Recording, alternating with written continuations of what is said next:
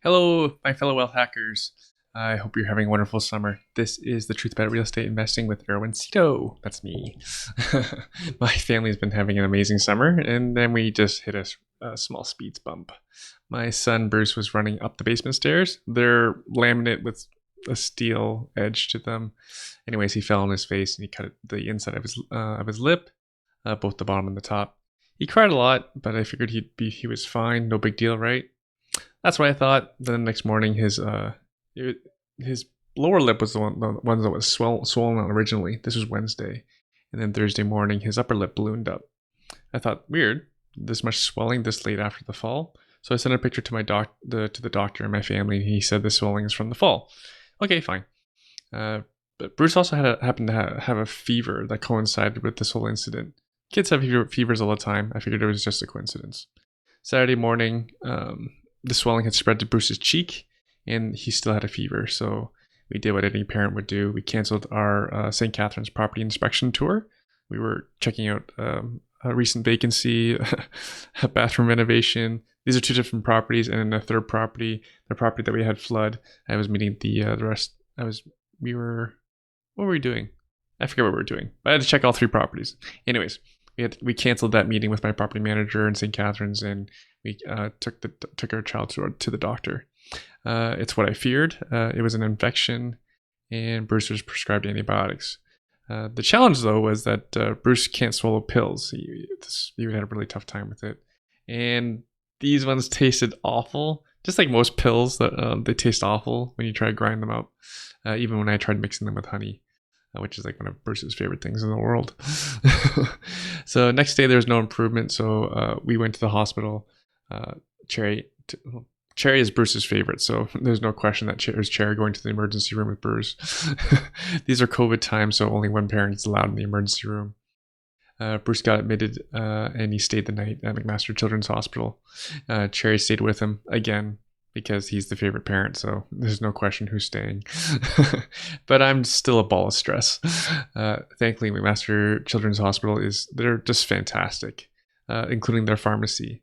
They worked their magic, and we were home the following day with a plan for 8 more days of antibiotics, and specifically an antibiotic cocktail that Bruce likes to drink. Thanks to the pharmacy. Again, wonderful work by McMaster Children's Hospital and their specialty pharmacy. Anytime I need awful tasting pills, I'll just go straight to that pharmacy, even though it's like 25 minutes from my house. It's just worth it. And the nice thing is that my rental property is just around the corner, so I can just park there. So even with the good news that Bruce was going to be okay, I had a terrible, terrible headache. Boo-hoo. I know. This is not boo-hoo. I'm saying boo-hoo by myself because I know many parents who have kids who spend extended periods of time in the hospital, and people I know they spend extended periods of time in the hospital as well. So boo-hoo, but one night. But I'll say it before and I've said it again.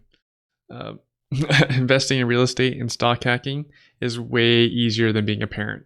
So if you can be a parent and you're decent at it, you can easily be a wealth hacker. Just going to put that out there. I would gladly trade all my houses for the health of my kids, without a question, in a blink of an eye. So thankfully, this will only cost Bruce about 2 weeks of his summer, and the lessons I've reminded him again before. So the lesson is no socks in the house if he's running. He can walk in the house with socks on, but he's a young boy, so he tends to run. And I've had friends who the similar situation, their boys get injured while running in the house wearing socks. We have hardwood floors, so it gets slippery. So for you wealth hackers, I'm hearing from many of you that this has been an extremely profitable summer in both your real estate and for stock hackers. Like I had my own brother exited one of his investment properties, made a very good, tidy return. We have quite a few clients who are selling their properties as well, taking profits. This seems like, I don't know if this is the case, but it seemed like COVID and then the subsequent complete seller's market gave these people the idea that they might want to sell some properties and take some money off the table. And funny enough, many of them are putting it back into their stock hacking account. So Toronto Real Estate Board, we're going to talk about real estate for a bit. Toronto Real Estate Board, TREB for short, reported a record number of transactions in the month of July. And how the average prices happens to have gone up 16.9% from July of last year. 16.9%. Now think of 16.9%. Are you happy with the 16.9% return? If you're not, I don't know what would make you happy.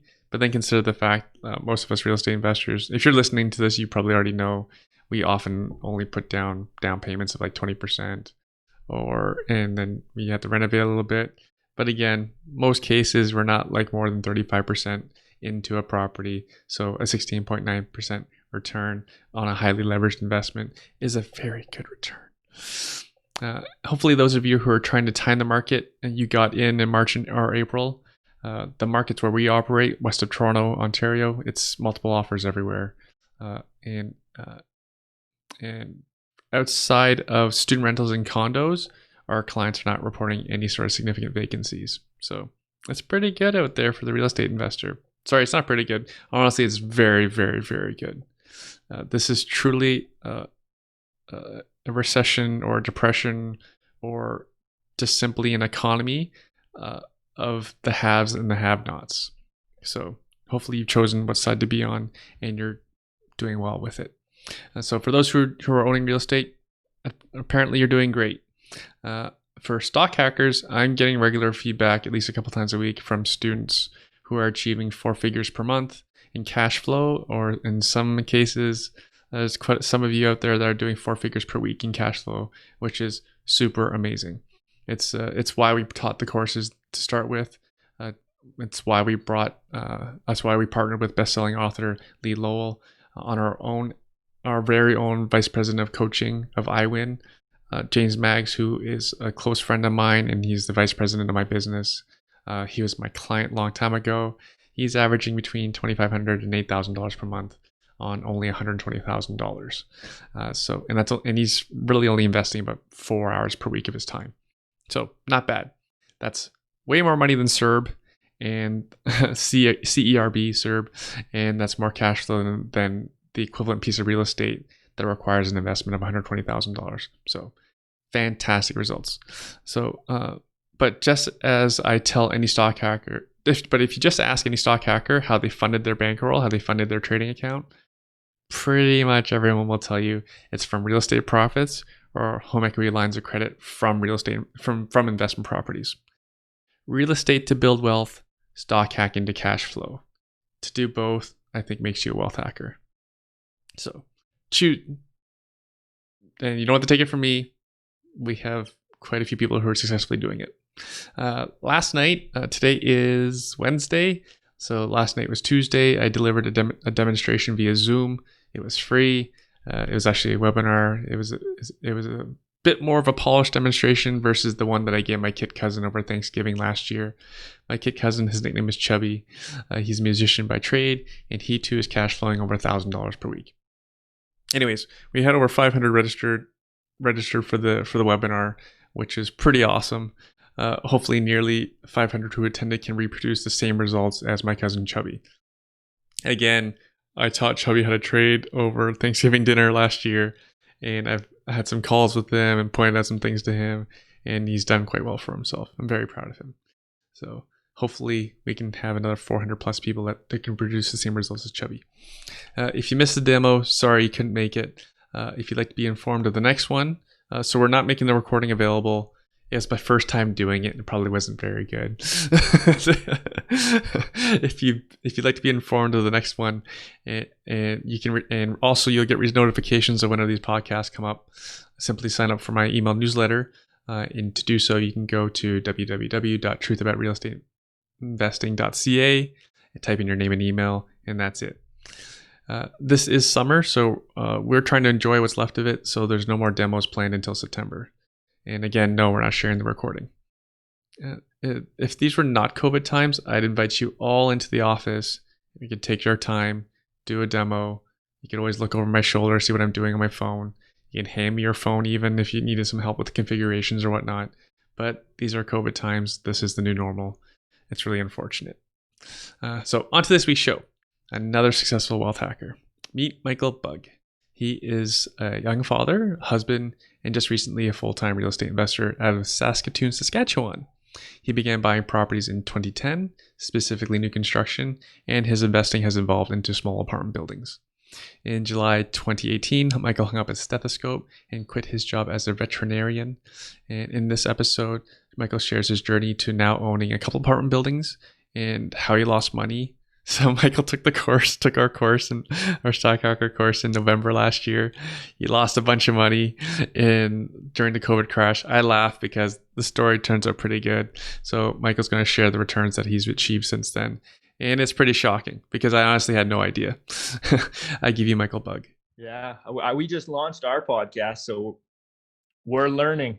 I don't think I knew you had one because I know you. I've seen your Instagrams, and it's like a podcast. It seems. Yeah, well, I just do those like Mondays videos that are just more updates. But I officially have like a veterinary podcast now. But it's like we're on week 4 or 5, so it's very, very new. Yeah. So I guess you're answering the question already. What's keeping you busy? Oh man, yeah, the podcast. And I'm not super techie, so figuring all the back end and social media, that was challenging. Yeah, and then our daughter's 10 and a half months old. So I forgot it's that young.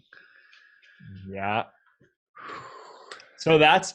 And Rosalie is an entrepreneur also. So it's like Riley's a football. It's like, hey, it's your turn. You got to watch her for an hour. But man, and Rosalie's your wife? Yeah. And you quit your job pretty recently, did you not? Yeah, 2 years ago, July 2018. Was that a job or your practice? I didn't own the practice. Yeah, I was a veterinarian working out of it. So they call that just an associate veterinarian. Yeah. Was this something you didn't like about the work? I find most veterinarians I know, or people that are pursuing veterinarian school, they're crazy about animals. Yeah, and that's an interesting one, and we can go wherever you want there. Really, for me, I've always been more entrepreneurial. So the 9 to 5 grind kind of wasn't a good fit for me. So that started to wear on me. I just wanted kind of more control of my life. So interesting. Because for example, last week's guest, their husband and wife are both lawyers. So they made a lot of money. Yeah. Right? I'm guessing around $500,000 in salaries, right? Probably more actually, way more in total compensation.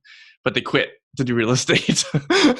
Yeah. And you are a doctor. You are a medical doctor, but I don't know you're the first vet we've had on the show, so pardon my ignorance.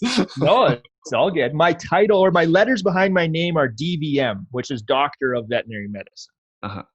Right. So not an MD like a traditional doctor. Right. But people still do people call you doctor? They do, yeah. I always am like, no, just call me Mike. Like I don't expect people to call me doctor. Right. But yeah, in the vet clinic, they would refer to you as doctor. Right. Yeah. Because in Ontario, it's actually harder to get into veterinarian school than veterinary college, whatever you call it.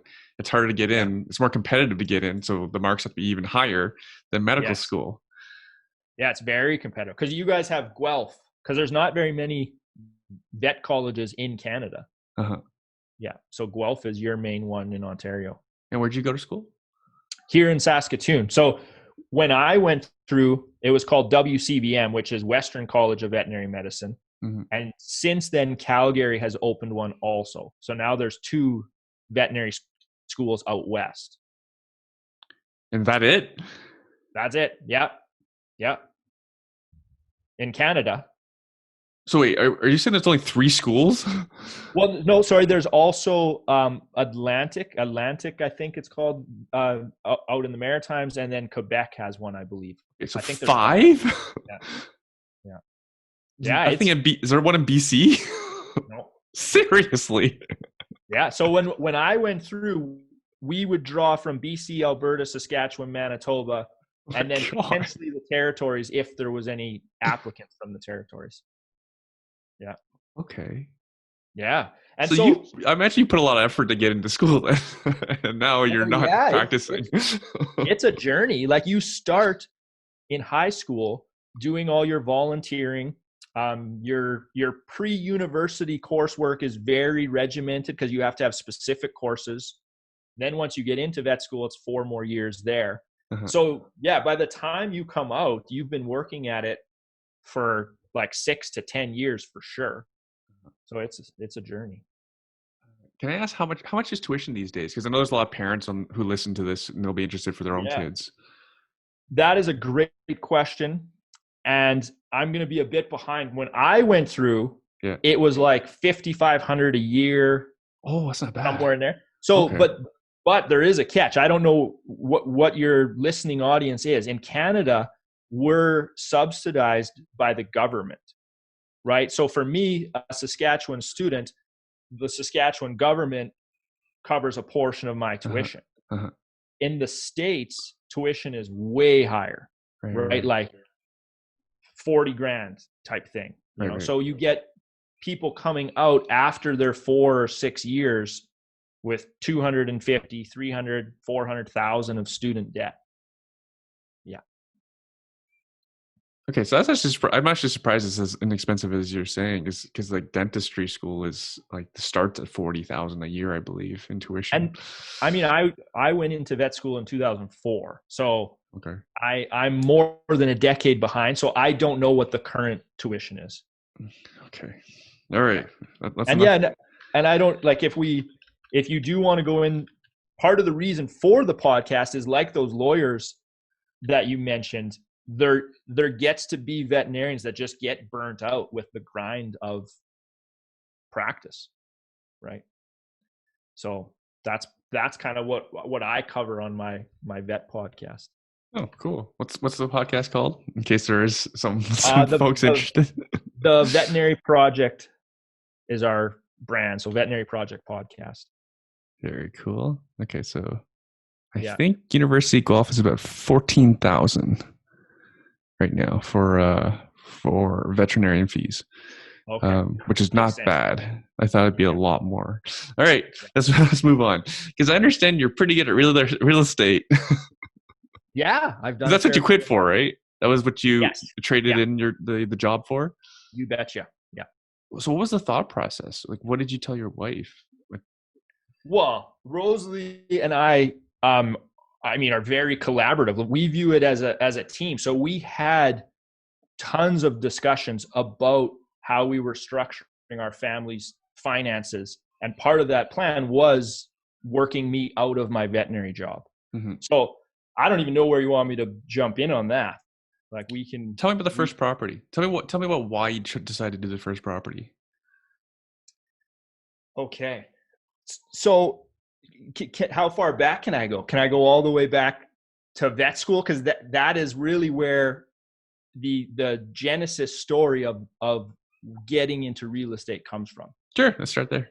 And so for me, growing up, going to vet school, everything I'd been taught was get a good job, go to school, get a good job, save 10%, invest that, and then after you work 30 or 40 years, you can retire. And so I didn't really ever question that. I just did my thing, went in, became a veterinarian. And there was 2 huge stories that kind of slapped me across the face that pushed me over to real estate. So the first story was driving to work for my very first day as a veterinarian. So I graduate, I'm a full-fledged doctor of veterinary medicine, but I haven't actually worked a single day yet. And I'm driving to work on that first day, and I hit a red light. So it's a small town, like 10 or 15,000 people. I'm the only vehicle on the road, and I hit this red light, and I'm just staring at it, and I kind of drift off into my thoughts, and I was like, whoa, like what the hell have I done here? I'm more entrepreneurial. The idea of having to drive to work and be there 9 to 5 every day for the next 30 or 40 years, I just had this like sinking feeling in me, and I haven't even started my career yet. right? Like everyone should be so excited you're going to your very first day that you've worked so hard for. And I was like, man, did I make a mistake here?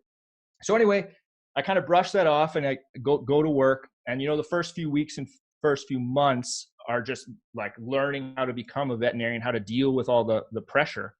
And this is 2008. So if you remember 2008, the stock market completely melts down. Yeah, oil crisis.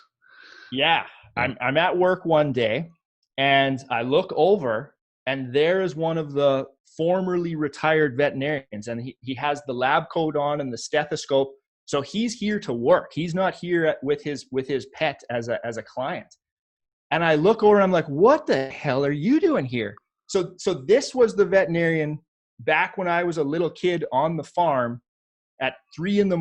when the vet comes out to do an emergency C-section. This was the veterinarian, right? So I've known him kind of my whole life. He owned the veterinary practice. He worked 30, 40 years, sold his practice and rode off to retirement. 2008 hits, and all of a sudden there he is back kind of working some shifts as a veterinarian. And so I'm sitting there being like, well, wait a minute. Everything I was told was to do exactly what that guy just did. And here he is back having to work, because he had his retirement funds in the market, and the market just chops in half. So those two events, right? My entrepreneurial spirit being like, I don't want to be trapped 9 to 5 for 30 years. And then even if I do that, it still might not work out. That's when I was like, wow, I have to figure out a new game plan for my retirement. How old was the vet? Oh, I don't know. He would have been retirement age. So I'm totally guessing like 60, but I don't know. Wow, that's rough. Yeah, we hate stock market. We're real estate investors. We'll get to that later. So that was the like inception moment, I call it, right? It set the seed in my mind that I have to start looking for other options, right? And it took a while for me to act on that because I was learning how to be a vet and do surgery and all that stuff. And so you asked about my first property. So it actually took me 2 years. So that was 2008. I didn't pull the trigger on real estate until 2010. And even 2010, I like to pretend that didn't even happen, because my first attempt at real estate investing was a fix and flip that I was going to live in while working full-time as a veterinarian. Ooh, easy to do.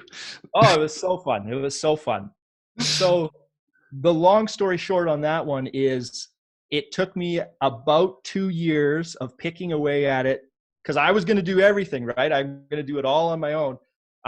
After hours, like after when I'm home from work, showering and getting out of the shower with sawdust all over. And at the end of the day, I made a little bit of money. I honestly don't know how much, like maybe 10 grand. And because I was like, oh my God, if I broke it down, I made like 10 cents an hour, if that, in terms of time invested. And I was like, okay, that's not for me. That's not what I want to do. And so I was doing all the reading, the classical, like Rich Dad, Poor Dad, and starting to study real estate. And buy and hold is what I wanted. That was what I wanted for our lifestyle. So at that point, Rosalie and I get together, and we both have common interest in real estate. And the government comes out with a grant. If you put a basement suite in a house, they would just cut you a check for 30 grand. What year is this, Michael? This is 2012. So 2012. Wow, that progressive. It was awesome. That's kind of the first in the country of being this pro basement suite. It was so good. And so I consider 2012 as when we officially started in real estate. So Rosalie and I knew that was a path we wanted to head down. We knew we wanted buy and hold for that recurring revenue. And we were still a little bit tentative to pull the trigger. This grant comes out and we were like, we're in. Like, if we can get a check for 30 grand for doing what we were going to do anyway. So that first year we did 4 of them. We just were like, okay, we're going after it. So we started buying like new construction houses in good neighborhoods in Saskatoon with legal basement suites. And that's how we officially got our our real start into real estate. Wow, you did new construction. Wow, I don't think I've seen anything from that year that I could suite easily. Well, these were purpose built from the start to have a legal basement suite. Oh, got it. Yeah. You're lucky. It Like was here, very builders won't do it. Yeah, it was It's very fortunate. rare. Yeah. And then and then it went okay. Oh yeah, those so that is our first real estate portfolio that Rosalie and I started growing. So starting in 2012, that was our focus. Once we did those first 4 with the grant, we just kept acquiring them as we could afford to. So we were both working jobs. Rosalie is a professional in HR. She had a good salary. I had a good salary. And we would save our money, buy our property with legal basement suites. We were self-managing them ourselves at this point. So from about 2012 to 2018, our focus was simply on growing that portfolio. Do you remember the numbers? Yeah. What kind of numbers do you want to know? What'd you pay for them? And so you paid an all-in price then? You didn't have to pay, you just paid, it's not like you bought the house and then did the basement. You negotiated all at the beginning up front. Yes, for some of them. Some of them were buying direct from the builder, all in basement suite, landscape, everything. And then what we were finding is these were all popping up in all of the subdivisions of Saskatoon, right? Like the suburbs. And we wanted that high quality of a product, but in some of the core neighborhoods. Mm-hmm. So in tandem with buying in the suburbs, we started building in the core neighborhoods also, mm-hmm. Right? So if we were buying from a builder, our first ones were about 420,000. And mm-hmm. that was kind of all in, like basement suite, main floor, garage, landscaped. And then what'd you rent them for? So in 2012, this was our first kick at the real estate can. We put up a rental ad for $1,800, and we had 20 plus or so applicants in like hours, with them all offering to pay more. So we'll pay you $1,900 for the main floor. And then basement suites were like $1,250. But the catch was that $30,000 grant that we took advantage of, we had to cap the basement at $950. So that was the trade-off, because they wanted affordable basement housing. That's pretty fabulous. Well, is there an end to the cap? Did that ever expire? 5 years. So those early ones have expired now. So there's no more restrictions. We keep the 30,000 and it's all forgotten about. And so it was like the numbers worked, but for us, what was equally as important was new construction meant lower maintenance, because we were self-managing and we were so busy with our jobs, and these high quality houses attracted amazing tenants. Yeah, everyone likes new. Oh man, yeah. Does anyone not like new? No. It's not like wine or scotch. Like no one wants new, but in housing, I can't think of anyone who doesn't want new. Yeah, and it is, when you get in, as the market changed and it became more competitive in terms of like more of a renter's market, our portfolio has stayed full, because when you go side by side, do you want to rent this 3-year-old house or do you want to rent a 30-year-old house? You win every time because it's new.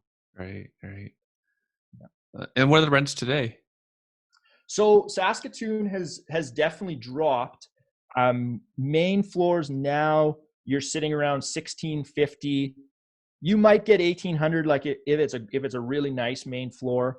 And then our basements are still around that $950 for like a 700 square foot 2-bedroom basement. If you have a larger basement suite, you can push past $1,000. Fascinating. And then what up the price of the house? So Saskatoon 2012 to about 2015, we were trending up. And then kind of with oil, potash, uranium, all of those resources turned south.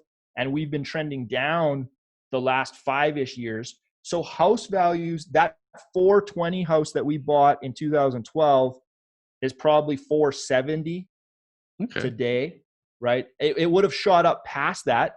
For a time, it was probably 5 something, but it's come down a bit. People don't need uranium and potash anymore. Well, they do, but they're very cyclical. Yeah.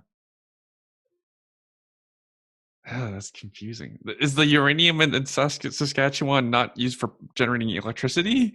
It's still, I know when in Japan, when they had their problem with their reactor, that certainly put a dampen on some uranium action. But it is coming around. It's just those kind of commodity cycles move very slowly. Interesting. Yeah, I don't follow this stuff that closely, but it's just, Yeah. there's like no perfect energy. We solar energy is expensive as heck based on what I've seen. We can't burn fossil fuels. What else are we supposed to do? I know. We can't wind everything. Yeah. I imagine uranium will make a comeback. Oil is like people are socialized. So many people do not like the oil thing, even though it pays for a lot of stuff. But we won't get into that. But potash we need for food. But that can't be cyclical. Oh no, we don't need food these days. We're not growing stuff anymore. Yeah, I mean, it is coming back around, and you're totally right. The world needs to eat, and fertilizer is a huge component of that. And no, because I remember when I don't know what I was doing. I don't know. I was just talking to stocks with somebody, and because what's the name of the company that their stock ticker is POT? Because it's a potash company. So, sorry, what's that? Because one of the POT is the. I'll find it later. Well, one of the largest potash producers out of Saskatchewan is Nutrien. So there was Potash Corp and Agrium, and they merged to form Nutrien. Right. Yeah, I remember. I was looking at Nutrien stock. It's one of it's one of Derek Foster's favorite stocks, Canadian stocks. Yeah, you know it well. It's interesting. Yeah. We need that stuff. The world needs more fertilizer for food. Absolutely. Yeah. I'm bullish on it long term. It's just those things definitely take time. Crazy. Okay. And your real estate investing has evolved since this as well. Yeah, quite a lot. So up till 2018, our focus was, as I said, those new construction suited homes that we were self-managing. And so Rosalie and I got to a point where our plates were pretty full, operating as we were. So we had lots of discussions about what was our path moving forward. And we played with everything. I mean, we've looked at rent to own, doing property management, kind of what can we do as those income sources, or do we just scale our real estate portfolio more? And that was the direction we decided to go. So we've outsourced our property management component to take that off our plate, and then pivoted to multifamily to be able to grow and expand faster. So from 2018 till now, that has been my focus. So in the last 2 years, I guess we've bought 4 apartment buildings, mostly, and the strategy is quite a bit different with the apartments because I'm now full-time at it, so I can devote a lot more time and energy. So we look for those distressed apartment assets where we can do a value add and do that BRRRR model, go in, renovate, improve management, drive the value up, refinance, pull your capital out, and then move it into a long-term rental. So for the beginner, can you describe what a stressed property looks like? So it's like, the front door doesn't work, window's broken, that's it? Yeah. So, I mean, there's different types of distress. So the classic distressed property would be run down. So I'm a big proponent of becoming an area expert. And that is how we found the majority of our good real estate deals. So what I mean by become an area expert is walking the streets, biking the streets, the back alleys, at different times of day, in the evening. And what you're looking for is any signs that a property is not cared for, right? So if the grass is really long, is there graffiti all over the walls? Is there stuff hanging out of the windows? So you're looking for, is this professionally ran like a business, or is the owner letting it kind of slide? So that was one thing. Kind of a really funny, quick aside. The night Rosalie went into the hospital to give birth to Riley, we were out scouting for apartments. So literally hours before she went into labor, we were walking around looking for our next apartment purchase. So you got to be pretty active at that to find the good deals. So that would be physically distressed. The other type of distressed property I like to look for is poor management. And so you can look for that online even. So I'll look at Kijiji, looking for rent by owners with poorly written like ad copy, or maybe they're just renting for the wrong price, right? They don't have a handle on where their rentals should be.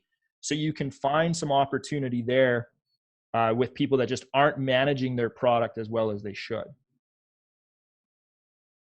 This is quite a departure from your original strategy of doing new.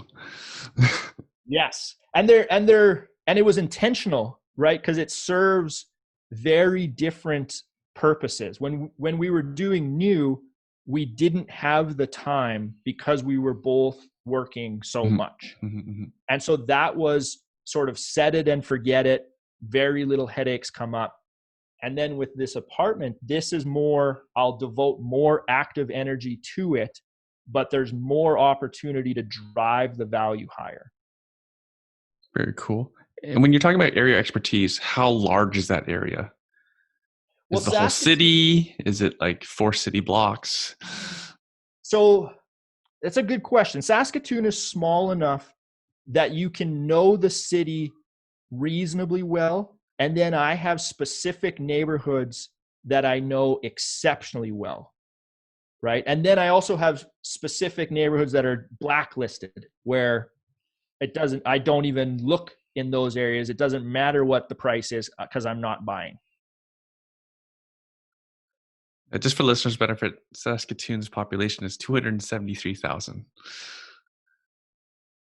I think that's a small town in Ontario. Yeah. I live in Burlington, for example. So Burlington and Oakville combined is higher than that, significantly higher than that. Yeah, it's small enough that you can have your pulse on the whole city, and then really drill into the neighborhoods that you want to. Awesome. And so when you say you find a Kijiji ad, you see it's poorly written. I see those all the time. Yeah. It's not hard either, right? Yeah, it's not hard. Anyone who doesn't know what we're talking about, go check for your local city. Just check Kijiji. It's not hard. Just screen for rent ads. You can tell who knows what they're doing and who doesn't. It's the professional property managers usually have a good handle on writing copy. If they don't do a good job, then they're likely going to have trouble with their business. Like it's like how the saying, how you do anything is how you do everything. So if you write a poor ad, you probably do everything else quite poorly. You don't screen well, you don't maintain well, you don't manage well, and then just imagine what the building looks like. End up in a profile. Yeah, and that's a good point. Just because it's a professional property management company doesn't mean that they're doing a high quality job. Oh yeah, especially if you know the bad ones. And once you find the bad property manager in your market, then you go to their website and find all of the apartments they manage and target all of them. Because if they're managing one poorly, they're managing all of them poorly. Right. Except maybe their own. So yes, or maybe their own too. Yeah. So say you find a poorly written ad on Kijiji. You can tell it's the owner. Do you reach out to them?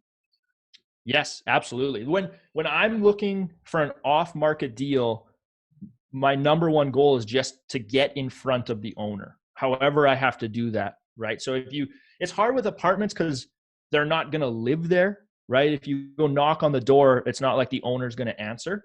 But I will go around that building at various times and try to find someone, cutting lawn or tinkering away on something, and go talk to them. If that's not successful, then I will go online and go through the channels to find the title of the building and keep digging until you eventually get the owner's name, and then contact them that way. Cool. Yeah.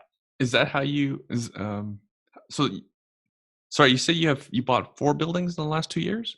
Yes. How did you acquire each of them? Like, it was through Kijiji, through realtors, through door knocking? They were all off market. One of them was, and it was a partner that I own the building with. So I have to give credit to him on that one. He knocked on the door and got a hold of the owner. So that was one of them. They lived there in that case? I think they were working on it. Okay. Yeah. So he got in touch that way. The other one was me getting in touch with the owner by pulling title and contacting directly.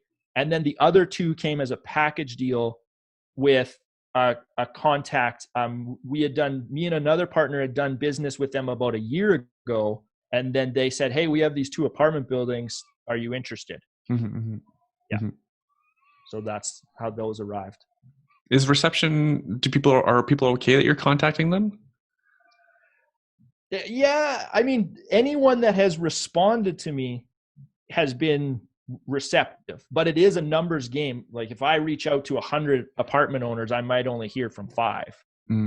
Right. So it does depend. I will get contacted by owners that say, let's stay in touch. We're not interested in selling right now. Maybe in a year, maybe in 2 years, who knows? Mm-hmm. Right. And then you just stay in touch every once in a while. Yeah. Good for you. Yeah.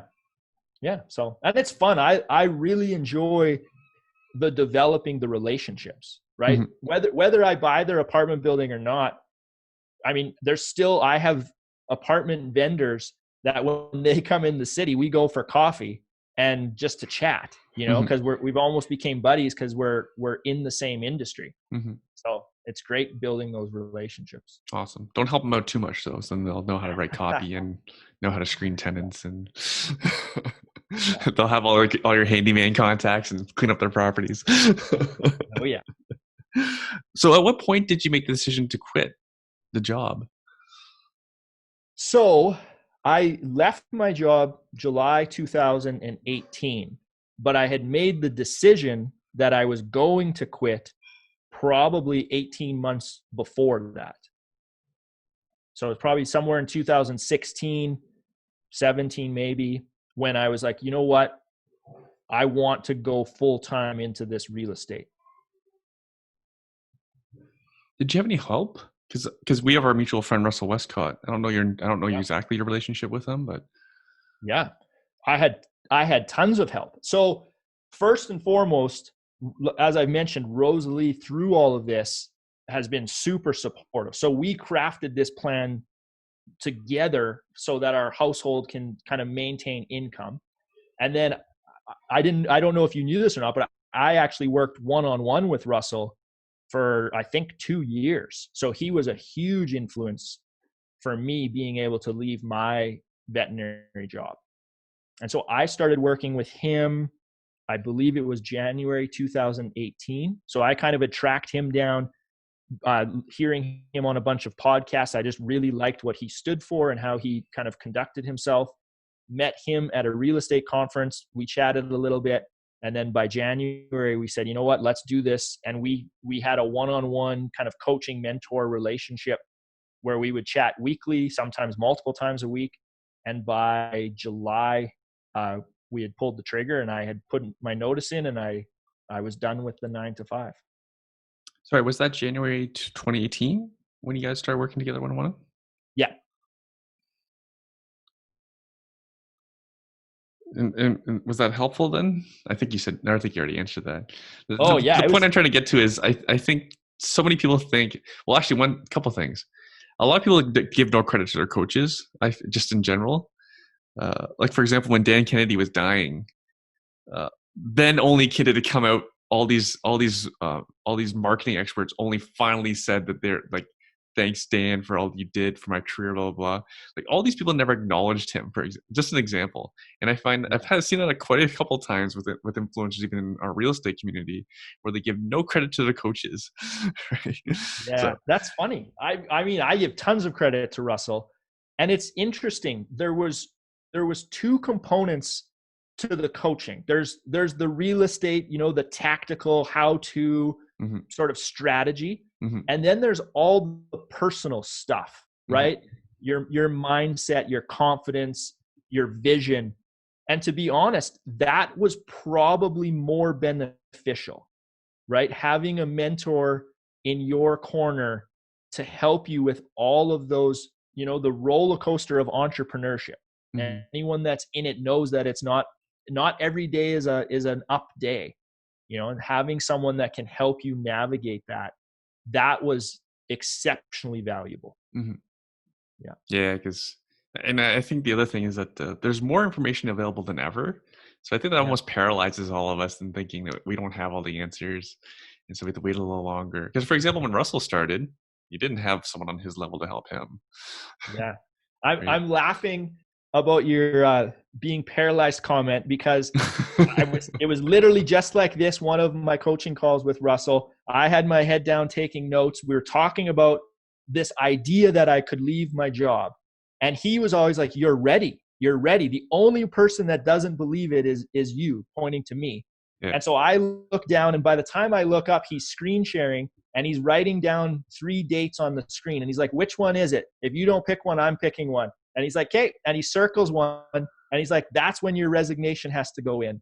And I was like, "Oh, okay. That's the plan. Let's go with it." So I was paralyzed, and it's that confidence that others have in you to give you the push when you need it. Right. Right. Well, even That's for pretty you, fun. like worst case, can't you just go back and get another job? Oh yeah, and I'm still a veterinarian. I still have my license, right? So I have a very strong safety net if I ever chose.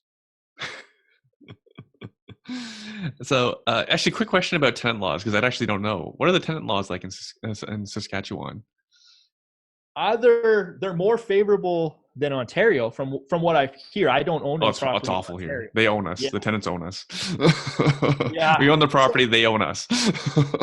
yeah, it's still arguably more in favor of the tenant. But I mean, we have flexibility, right? There's no rent control. I have to give proper notice of a rental increase, but there's no restrictions on what that number might look like. All right. So that's kind of one of the main differences I'm aware of. Right. Right. Yeah, your rent has come down in some cases. So, you know, Yeah. Yeah. there was no control there. Oh, we can't just fix our price and hold it here. We can't just hold 1850. Oh no, no, no. You can bring it down as much as you want. You just can't bring it up. Yeah. But even when like 2012 to 15, when things were, because you guys have a certain percent that you have to stick to. Is it? Yeah. Yeah. Like half of inflation. Yeah. The Yeah. government Ours tells is, us how much we can raise our rent. It usually works out to about half of inflation. yeah, ours is just market price, whatever a willing sort of tenant is willing to pay is what you can charge. Interesting. Okay. Yeah. And so what's the future for you for real estate? What's your future plans for real estate investing? Is it just more of the same, more multis? Oh, and how big are these multis? How many units? Like 8, Those 12, 30? those ones are smaller, 2 8-plexes, an 11, and a 12. Mm-hmm, Right. So the future for me in real estate is to scale up those multis. mm-hmm, So I would like my next real estate purchase to be 50 units or 100 units to like make that jump into a more economies of scale in the multifamily. And I am kind of toying around with going into some more commercial stuff. mm-hmm. Kind of coming back around to the vet clinic, looking at both purchasing veterinary clinics as the business and then owning the building that the veterinary clinics are in. Mm-hmm. Mm-hmm. So that's kind of the direction that I'm heading. Oh, when you're raising capital, when you're raising money, what do you tell potential partners about the financial worthiness of these properties? Do you do cap rate or cash on cash return? What do you tell them? So we will typically, when we bring a partner on, they'll be a co-owner. We try to get to a 50-50 co-ownership, Mm-hmm. and I will run the projection more on what that looks like for them, right? So what kind of cash flow can they realize in the future once we stabilize the building? Because what I find, the people that I'm working with, they're not the real estate expert side of the equation, right? They're Mm-hmm. more the capital side. They don't really care about cap rates, right? Unless they're really sophisticated in the real estate space, right? They kind of, we've built the relationship. They trust me to go and find the deal. They just want to know what is going to be in it for them in terms of what can this do for my lifestyle, Mm-hmm. right? So for your next deal, like what does it look like for them once it stabilizes? Like 50 grand a month in cash flow, or? No, I wish it was 50 grand a month in cash flow. So that 11 unit, I'm just thinking here, we're just refinancing now. A good chunk, not all, but almost all of the investor capital will come out on refinance. And then we'll have a stabilized asset that's going to be somewhere around that 12 to 1500 a month cash flow, like a true cash flow. That's kind of one of my pet peeves sometimes in the industry, is I feel like people don't report cash flow properly because there's all these expenses and costs and things you should be setting aside for, Yeah. for someday the roof needs to be replaced. So you have to be budgeting for that. How much do you budget for that?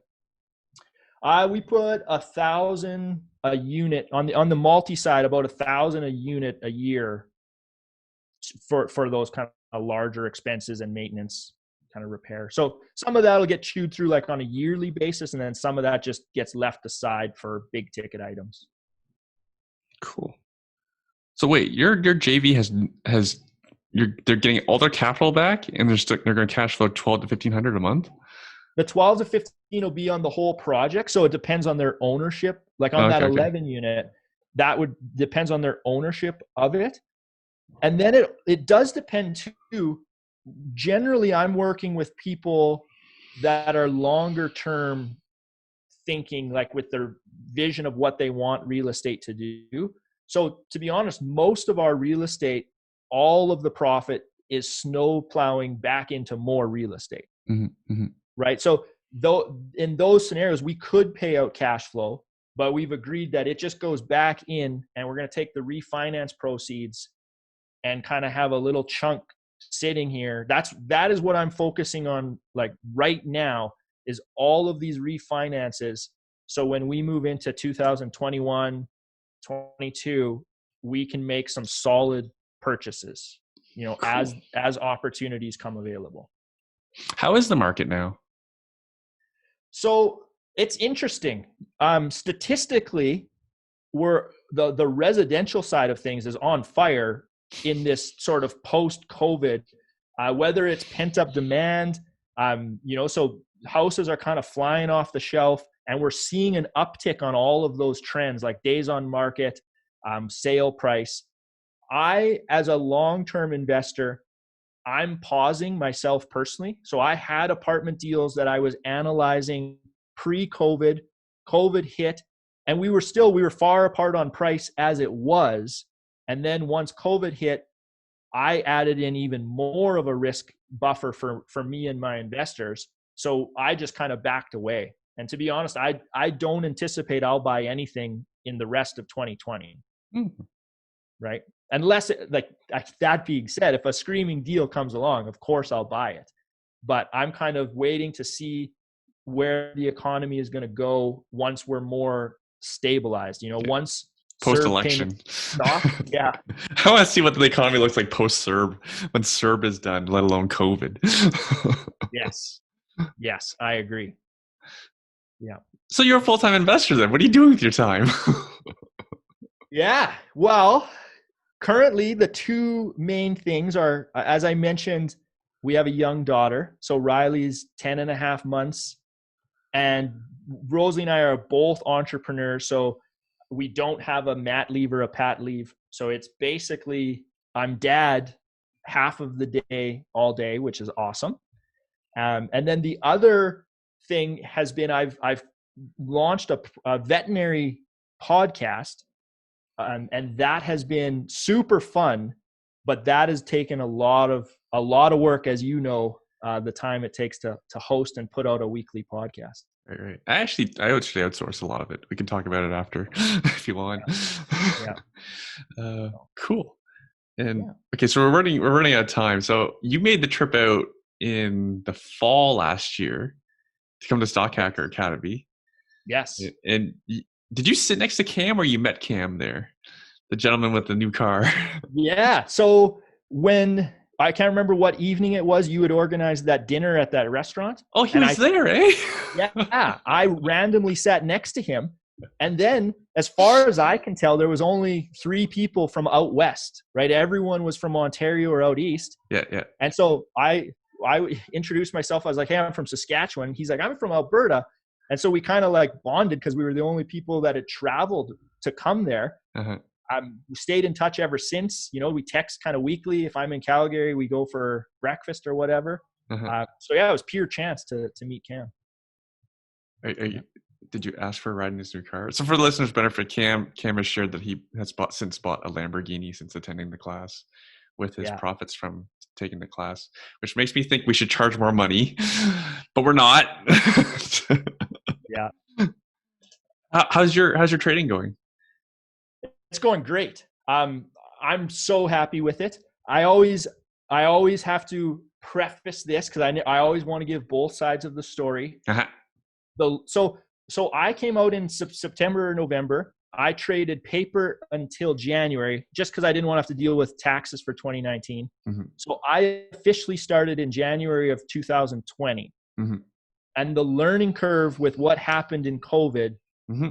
was amazing. So I went down before I came up. So I ended up in March.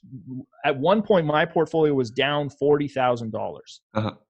And that's when I got exceptionally serious. I keep a journal. I track every trade. I journal my emotions around my trades because I was finding the emotional side is equally as important as the tactical side. And I've kind of got all that figured out. So since then, because I knew you were going to ask me these numbers, so I looked them up. I'm sitting at 39.5% positive year to date. Wow. So I climbed out of the hole and we're in the positive. And then, so the last 3 months, I average about 3150 a week and my favorite thing. Sorry, is that dollars? Yeah. 3,150 a week. And my favorite thing is since that week in March, I have not had a losing week. Right. Cause we need to charge more money for this thing. I'm more concerned with the consistency, right? I want this to be a week over week, consistent return. Wait. How many weeks have you been averaging $3,150? I don't have that in front of me. I just went back the last 3 months and looked at what pretty my good. Yeah. So when can we expect your Lamborghini delivery? Oh man, yeah, I don't know. I drive an old truck that's probably worth like $2,500. So yeah, when you're rolling up to collect rent, you need to drive that. Yeah. You can't drive something. You can't drive a Lamborghini. You'll never get rent. Yeah. So, but no, it's been amazing. You know that it is such a nice compliment to real estate, right? In my head, I have real estate as long-term wealth generation. And then this stock hacking is income generation, right? It buys groceries. So. This buys a lot of groceries. This buys Kobe beef groceries. I guess so. Yeah, we'll have to upgrade our grocery shopping. You can pump premium gas into your $2,000 truck. I don't know. Get really nice winter tires. Yeah.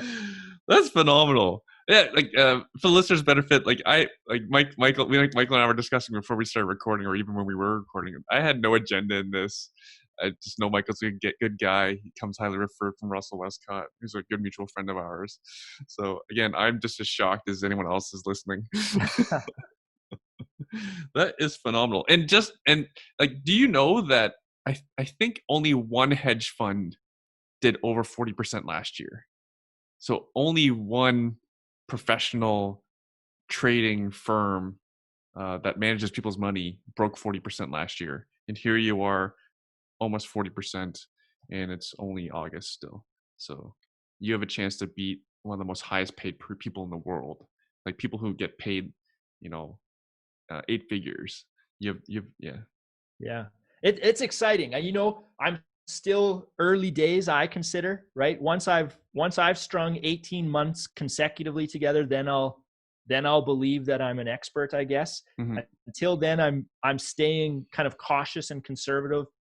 But the learning process it's been fun, like I in the mornings I play with Riley and work out with my phone and get paid to do that.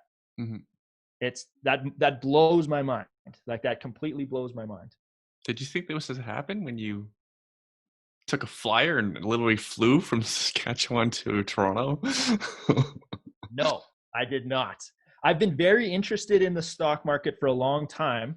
I've never taken action because we've been just focused on real estate, and it was just the right time, I guess. And I was like, "Okay, I need to learn. I got to get some education here." Mm-hmm. I did not expect it to turn into this. No. I don't think anyone did. No. Okay, so folks, this is education. Michael is sharing. This is not advice. Can you name some of the stocks that are your favorites? Yeah. So in terms of the option trading, I have traded AMD a lot, Delta Airlines, Boeing. I played the airlines a fair amount after, obviously, they got beaten up. Yeah, beaten up Those were, badly. yeah, Yeah, yeah. So Buffett those even were dumped some, them. yeah, those were some of my favorite to trade. I'm kind of building my portfolio in two sections. Half of it I trade with, the other half, as I get these premiums, I'm trying to buy long-term dividend-paying stocks to produce that long-term cash flow. Mm-hmm. So Enbridge has got to be one of my favorite, like, dividend-paying stocks that I'll then sell covered calls on. Fascinating. Yeah. Wow. So, would you recommend the course to your friends and family? Oh yeah, I would. I mean, and I know you, Erwin, so I have tremendous confidence when we put this out there, because I always give the disclaimer too. There is a learning curve, Of right? course. There's no, it's not like you just pick up your phone and you make money. Like, I had to go, when you read my journal entries on those weeks when the market is gapping down and stop lossing, it takes a lot of resiliency to stick with it through Mm-hmm. that. So Mm-hmm. if someone is prepared to put in the time, the work to learn and read consistently, 100% adding this as an additional source of income into your sort of Mm-hmm. multiple streams of income is Mm-hmm. phenomenal.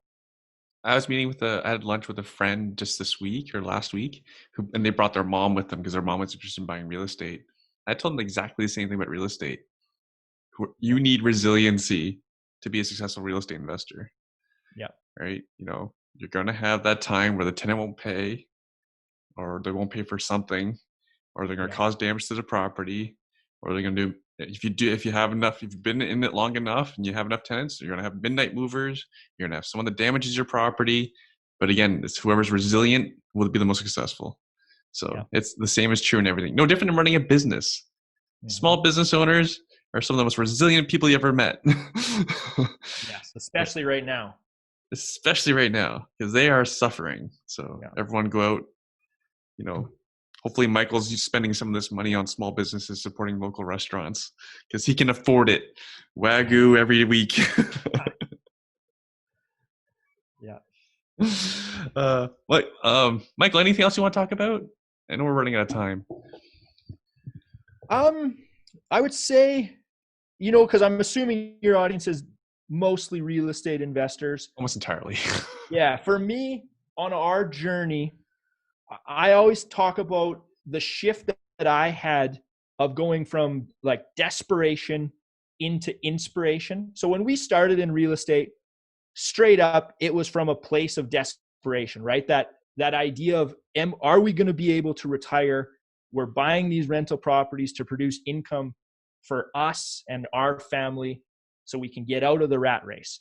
And as you keep progressing in that, I find anyway, you'll reach a point where it becomes much bigger than real estate, right? It's about so much more. And for me, that was where this whole veterinary project podcast has come from, because I want to spread that message and that word of, if you want to make changes in your life, you can do it, right? It's going to take hard work, but if you just have to decide, develop a plan, and go after it. And, it's cliche, but truly anything is possible. Mm-hmm. If you don't like where you are, you can change that.